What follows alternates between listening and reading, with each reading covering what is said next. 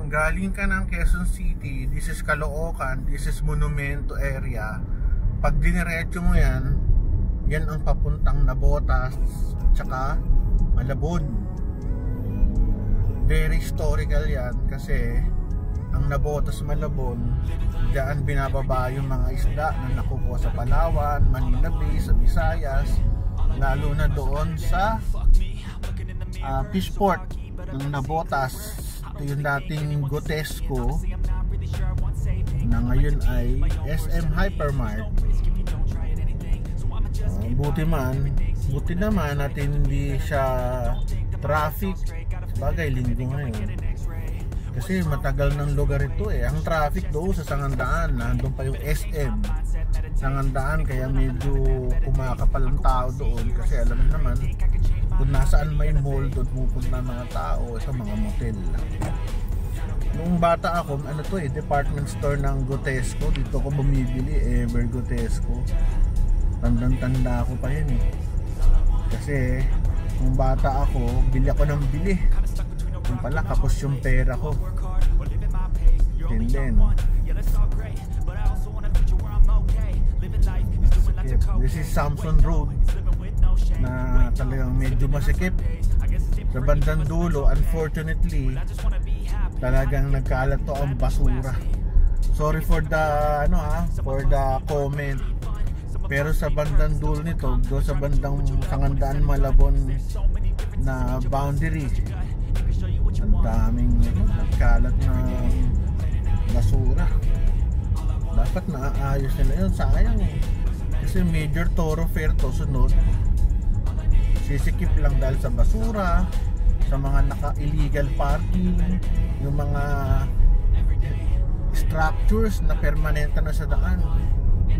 Grabe. On your right side, this is STI at saka UE Recto, UE Caloocan. Ano, UE Caloocan yan. Madalas kami mag basketball. Nakakapasok ako dahil meron akong kaibigang UE students, mga kaibigan sila nag-aaral. After this, Sangandaan. At ayun, nakikita nyo yung skyway coming from R10 na yan, going to NLEX. Yung Sangandaan yan, susunod na kanto. Ito, may istasyon ng ng trend dito sa may era na to. May release ng trend. Daan muna siya. So dito lagi may ginagawang mga kali. Tulad doon sa left anong katapusan. Ito Sangandaan. At nandyan yung ito sa footbridge na yan, nandyan na yung SM Sangandaan. That's SM. Kahit saan may SM, swerte. Ito yung Sangandaan at ito na yung Caloocan going to Navotas, going to Malabon. Grabe, traffic. Sunod, magulo ba itong daan ng Samson Road kay Naumusga? Daming mga e-bikes. Usong-uso kasi e-bike ngayon dito at mga tricycle. Papakita ko sa inyo Today is Sunday. Titingnan natin kung madumi o magulo tong Samson Road na to. Basura.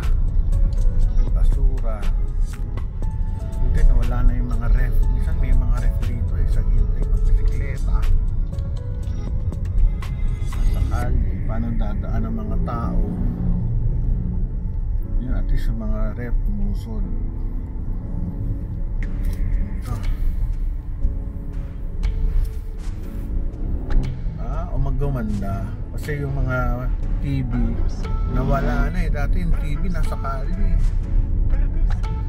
Dito may parking sa daan. Maayos dito mga motor hindi naman nakakasagama. Maganda ayun, kaso yan mga illegal parking na sasakyan, meron bang mga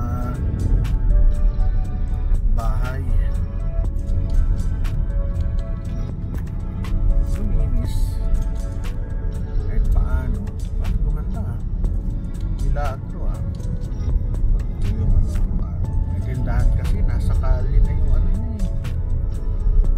Mga ano, bubong. Okay.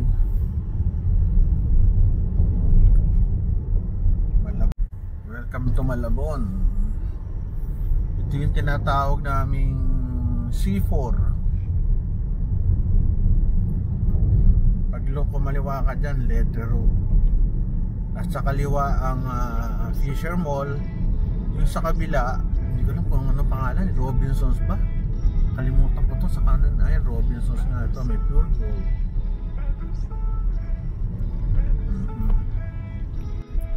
Nasa kaliwa ang Fisher Mall, nasa kanan ang Malabon City Square.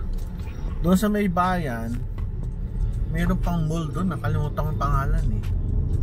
Pagkakaalam ko kay Joseph yun Joseph Estrada, no? Hindi ako sigurado.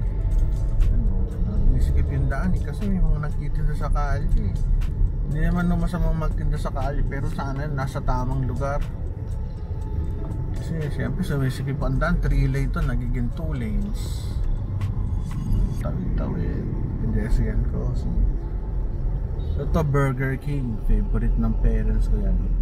Hindi na ako dadaan kasi meron naman akong baon galing bahay na pagkain. Ito ay Malabon.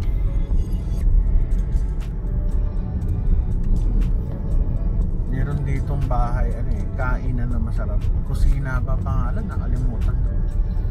Kusina yata. Ito.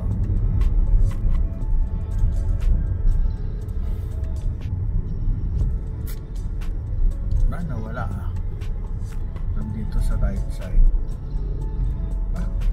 Nawala. Ito kusina, ito kanan. Kaso ang lit ng parking nila eh. Ano ka naman kakain dyan? Pwede nakamotor. Ito yung tulay going to another part of Malabon. Nakakalungkot lang kasi yung ilog dito going to Manila Bay, yun eh, maitim na eh, basura at saka crudo na pinagsama na. Malabon pa rin to. Kaalat mga basura sa gilid. Tricycle.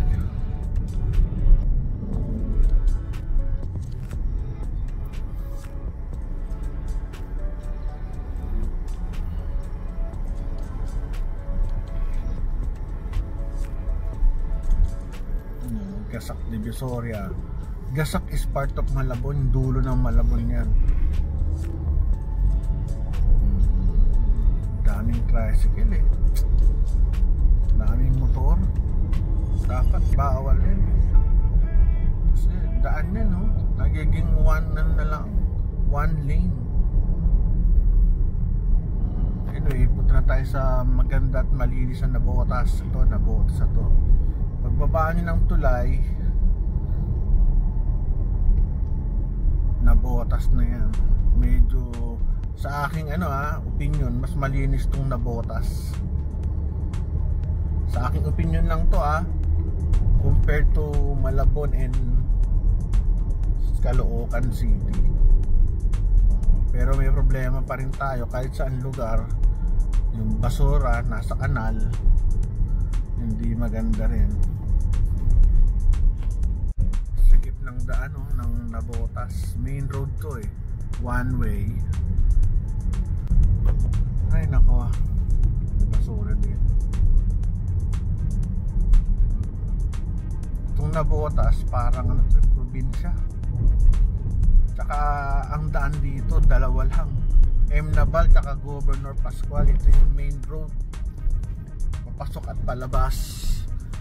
Yung tinatawag na kanto ng Nabotas. Pag sinabing kanto ng Nabotas, ito yun, Estrella Street sa simbahan. Ito yan. Meron dito very historical na na simbahan, yung San Jose Church kung saan ako nag-aaral, San Jose Academy. Ganda no? Kaso matao. Pias, paboritong puntahan ng mga kumakain sa restaurant.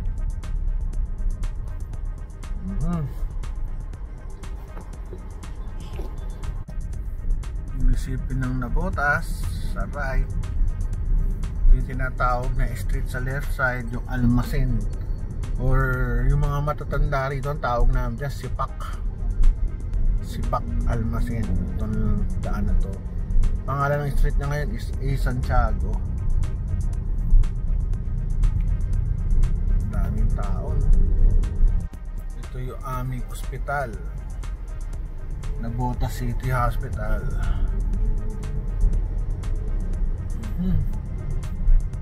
Dolores. Ang uso dito mga kanin, pansit,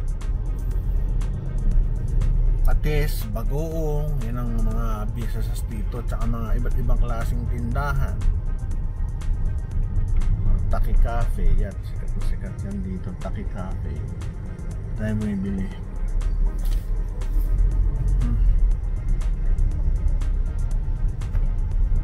Nung bata ako dito ako naglalakwatsa.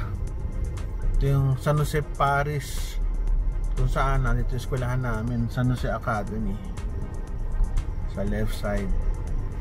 Kaya yung mga kaklase ko na walking distance dito, tumatambay muna kami bago umuwi. Ito yung oldest funeral parlor dito, Central, yan sa left. Luma na eh. Maraming lumang bahay dito. Yung aming sa auntie ko, sa lola ko luma. Ang problema, giniba na eh, sayang. Ang daming bahay dito na antigo, yung mga ginawa pa ng early centuries, ng early 21st century at 21st ba o 20th century, yung mga 1900s. Sa San Jose Academy, eskwelahan ko sa left. Ito mga lumang bahay, oh. Governor Andres Pascual High School, ngayon college siya. Ito may lumang bahay dito, dinala sa Antipolo. Ito lumang bahay din, wala na, bato na siya. Ito dito pa rin, pero wala na, wasak na. Dating area ng Mega Sardines dito, kaso binenta na yata. Pag ganyan may patayan, most likely.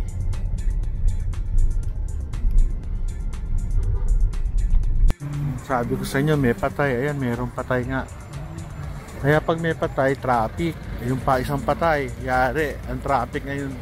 Buti na lang linggo, daming tao pag patay. Ayun nga kung gaano ka sikip, no? Daming tao kasi ang ano rito, ang mga daan dito maliit lang yung sidewalk. Ay yung mga tao minsan katrabaho sa daan na. Yan o, ito ay nakapark. Dami kasi tao dito eh. Saka marami ano rito, paggawaan ng mga barko, ng mga tawag namin dyan shipyard. Barangay San Roque. Ayos. So dito na lang siguro itong atin, no?